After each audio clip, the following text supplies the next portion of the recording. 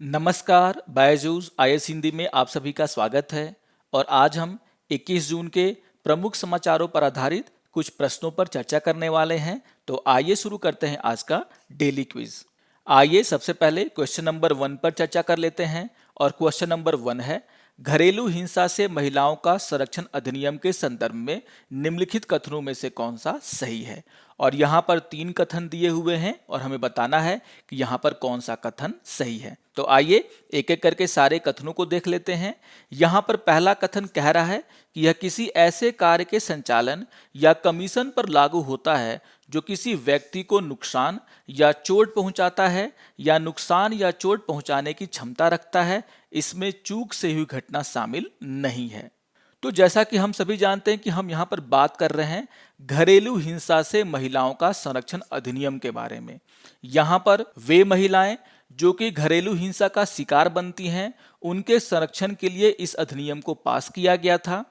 और ये अधिनियम उन महिलाओं को न्याय दिलाने का काम करता है। तो यहाँ पर किसी व्यक्ति पर नहीं, ये महिलाओं पर लागू होता है और इसमें खास करके घरेलू हिंसा की बात होती है। तो इसके आधार पर जो पहला कथन है वो गलत हो जाता है। आइए देख लेते हैं दूसरे कथन को। और दूसरा कथन है कि घरेलू हिंसा में शारीरिक, वित्तीय, यौन हिंसा शामिल है, ना कि भावनात्मक शोषण, जो इस अधिनियम का प्रमुख दोष है। तो अगर हम बात करें घरेलू हिंसा संरक्षण अधिनियम 2005 के बारे में, तो यहाँ पर घरेलू हिंसा को डिफाइन किया गया है, समझाने का प्रयास किया गया है। और इसमें कहा गया है कि अगर किसी महिला के साथ शारीरिक शोषण होता है, वित्तीय शोषण होता है, यौन हिंसा होती है उसके घर में, तो इसे हम घरेलू हिंसा मानेंगे। लेकिन यहाँ पर यह भी कहा गया है कि अगर महिला के साथ कोई भावनात्मक शोषण होता है तो इसे भी घरेलू हिंसा में शामिल किया जाएगा। कहने का मतलब यह है कि अगर आप किसी महिला के साथ घर में मारपीट नहीं करते, लेकिन आप उसे दूसरों के सामने नीचा दिखाने का प्रयास करते हैं, उसके आत्मसम्मान को चोट पहुंचाने का काम करते हैं, उसे दूसरों के सामने ह्यूमिलिएट करते हैं, उस पर दबाव बनाते हैं, जिसे कि हम भावनात्मक शोषण कहते हैं, तो उसे भी इस अधिनियम के तहत घरेलू हिंसा में शामिल किया गया है। तो यहाँ पर यह कहना कि भावनात्मक शोषण को इसमें शामिल नहीं किया गया है, ये गलत है। और इसी के कारण जो दूसरा कथन है वो भी गलत हो जाता है।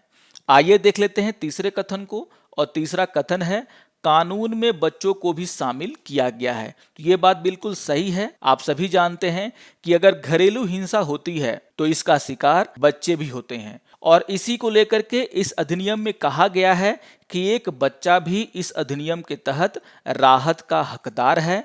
और ऐसे बच्चे की मां अपने नाबालिग बच्चे की ओर से आवेदन कर सकती है। ऐसे मामलों में जहां मां खुद के लिए अदालत में आवेदन करती है, बच्चों को भी सह आवेदक के रूप में जोड़ा जा सकता है। तो यहां पर यह कहना बिल्कुल सही है कि घरेलू हिंसा अधिनियम के तहत बच्चों को भी राहत देने का काम किया जाता है। इसके आधार पर तीसरा कथन सही हो जाता है। तो यहां पर अगर हम सही ऑप्शन की बात करें तो पहला कथन गलत है, दूसरा कथन गलत है और तीसरा कथन सही है। इसके आधार पर क्वेश्चन नंबर 1 का आंसर हो जाएगा आपका ऑप्शन नंबर सी, यानी कि केवल तीसरा कथन सही है। इसको लेकर के एक न्यूज भी आया है आज के समाचार पत्र में, जिसको आप ध्यान में रखेंगे।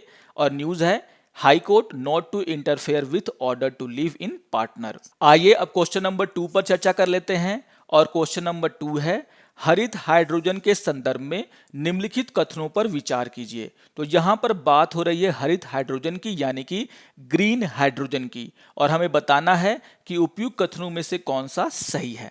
यहां पर 2 कथन दिए हुए हैं, एक एक करके सारे कथनों को देख लेते हैं। यहां पर पहला कथन कह रहा है कि यह कार्बन कैप्चर और भंडारण प्रौद्योगिकियों के साथ जीवाश्म ईंधन से उत्पादित होता है और कम प्रदूषणकारी होता है। तो यहां पर हम बात कर रहे हैं हरित हाइड्रोजन की, यानी कि ग्रीन हाइड्रोजन की। आइए समझ लेते हैं सबसे पहले कि आखिर ये ग्रीन हाइड्रोजन है क्या। जैसा कि आप सभी जानते हैं कि हम विश्व में कार्बन उत्सर्जन को कम करने के लिए प्रयास किए जा रहे हैं और यहां पर एक क्लीन एनर्जी के रूप में हाइड्रोजन को देखा जा रहा है। और इसी को लेकर के हाइड्रोजन के उपयोग को बढ़ाने का भी प्रयास किया जा रहा है। लेकिन अगर हम हाइड्रोजन की बात करें तो पूरे ब्रह्मांड में हाइड्रोजन सबसे ज्यादा मात्रा में पाया जाता है। लेकिन अगर हमारी पृथ्वी की बात करें तो यह यहाँ पर शुद्ध रूप से नहीं पाया जाता और इसीलिए इसे अलग करने के लिए ऊर्जा की आवश्यकता होती है। और सबसे आसान तरीके से हाइड्रोजन को पाने का तरीका है कि हम वाटर से हाइड्रोजन को निकाल लें, लेकिन ऐसा करने के लिए हमें एक मजबूत विद्युत प्रवाह यानी कि स्ट्रॉन्ग इलेक्ट्रिक करंट की आवश्यकता होती है। इलेक्ट्रोलाइसिस की मदद से हम आसानी से वाटर से हाइड्रोजन को निकाल सकते हैं, लेकिन जैसा कि मैंने कहा कि इस प्रोसेस में एक बहुत ही स्ट्रॉन्ग इलेक्ट्रिक करंट की जरूरत पड़ती है। और अगर हम इलेक्ट्रिक की बात करें यानी कि बिजली की बात करें तो ज्यादातर बिजली जो है वो ऐसे स्रोतों से बनाई जा रही है जिससे कि प्रदूषण फैलता है। अगर हम यहाँ पर बिजली के लिए कोयले से बनी हुई बिजली का उपयोग करते हैं तो यहाँ पर हम हाइड्रोजन तो निकाल रहे हैं जो कि एक क्लीन एनर्जी का सोर्स है, लेकिन जो बिजली यहाँ पर हम यूज कर रहे हैं वो खुद एक ऐसे सोर्स से आया है जिसके कारण कार्बन इमिशन होता है, प्रदूषण फैलता है। अगर हम इस बिजली को बनाने में अक्षय ऊर्जा यानी कि रिन्यूएबल सोर्स का उपयोग करें, यानी कि यहाँ पर जो बिजली हम यूज कर रहे हैं उसे हम अगर सोलर एनर्जी के माध्यम से उत्पन्न करें, विंड एनर्जी के माध्यम से उत्पन्न करें, तो यहाँ पर जो उपयोग होने वाला बिजली है वो भी जो है कोई प्रदूषण नहीं फैलाएगा।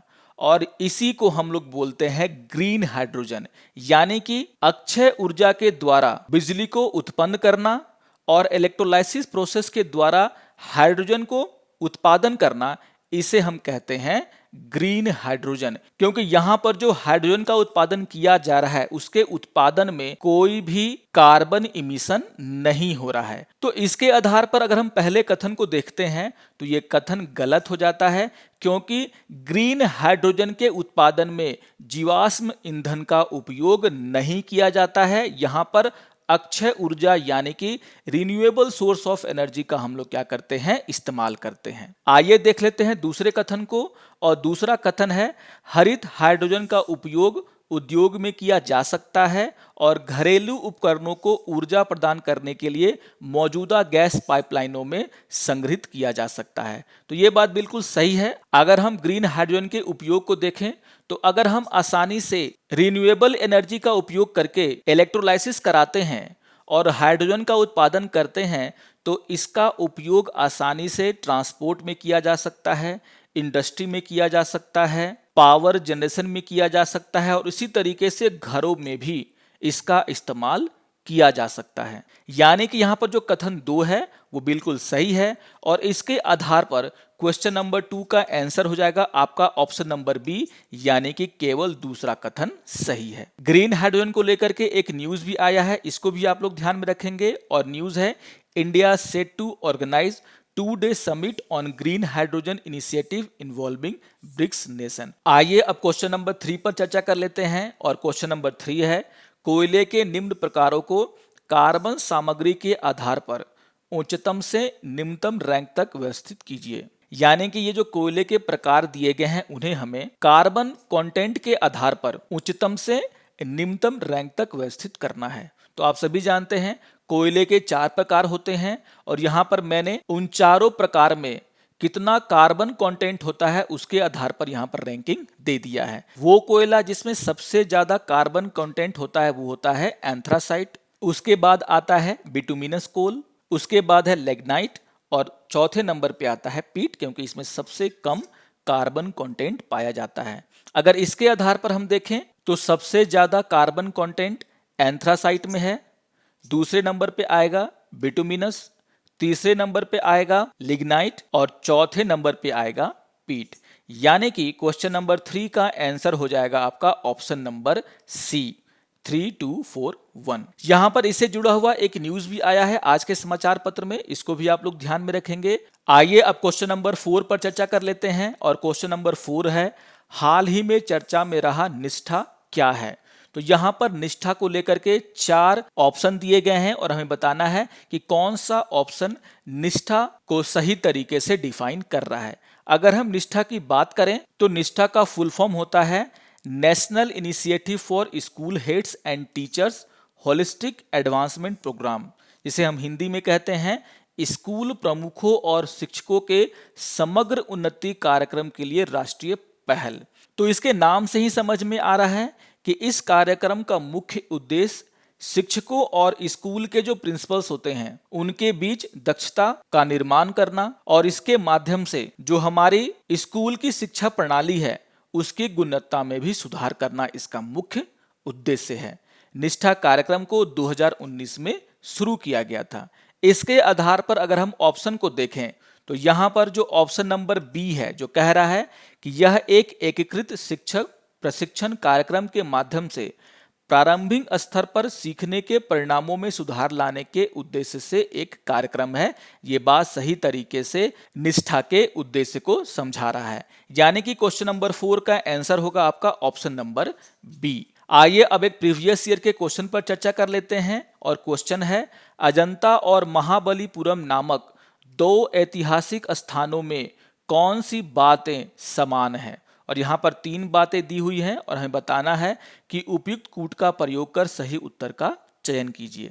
तो यहाँ पर जो पहला कथन है वो कह रहा है कि दोनों एक ही समय काल में निर्मित हुए थे, जो कि बिल्कुल गलत है। अगर हम अजंता की बात करें तो अजंता की गुफाओं का निर्माण 200 ईसा पूर्व से 650 ईस्वी तक चला था। और अगर हम महाबलीपुरम की बात करें तो महाबलीपुरम का निर्माण पल्लव राजा नरसिंह वर्मन प्रथम के द्वारा 7वीं शताब्दी में कराया गया था। दूसरा कथन है कि दोनों का एक ही धार्मिक संप्रदाय से संबंध है, तो ये बात भी गलत है।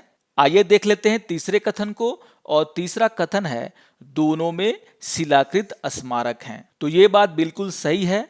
अगर हम अजंता की गुफाओं का बात करें, अगर हम महाबलीपुरम का बात करें तो इन दोनों का निर्माण चट्टानों को काटकर किया गया था, जिसे हम शिलाकृत स्मारक कहते हैं। तो यहाँ पर तीसरा कथन सही है और इसके आधार पर क्वेश्चन नंबर 5 का आंसर हो जाएगा आपका ऑप्शन नंबर बी, यानी कि सिर्फ तीसरा कथन सही है। आइए अब आज के तथ्य के ऊपर चर्चा कर लेते हैं और आज हम चर्चा करने वाले हैं ब्लैक सॉफ्ट सेल टर्टल के बारे में, जिसे हम हिंदी में काला सॉफ्ट सेल कछुए के नाम से जानते हैं। इसको लेकर के आज के द हिंदू समाचार पत्र में बहुत ही इंपॉर्टेंट न्यूज आया है, जिसका शीर्षक है pact sign to conserve rare turtle in Assam. और यहां पर जिस टर्टल की बात हो रही है उसे हम कहते हैं ब्लैक सॉफ्ट सेल टर्टल। इन ब्लैक सॉफ्ट सेल टर्टल को IUCN के द्वारा 2021 में गंभीर रूप से लुप्तप्राय की श्रेणी में रखा गया था, लेकिन अगर हम भारत की बात करें तो इन्हें भारतीय वन्यजीव संरक्षण अधिनियम के तहत कोई भी कानूनी संरक्षण प्राप्त नहीं है। इसका मतलब ये होता है कि आसानी से कोई भी इन कछुओं को मार सकता है, इनका शिकार कर सकता है। और इसी कारण से इन कछुओं की संख्या लगातार घटती जा रही थी।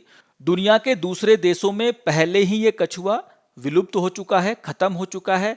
सिर्फ और सिर्फ असम के मंदिरों में और वहाँ मंदिरों में जो तालाब होते हैं वहां पर इन कछुओं को पाया जाता है, देखा जाता है।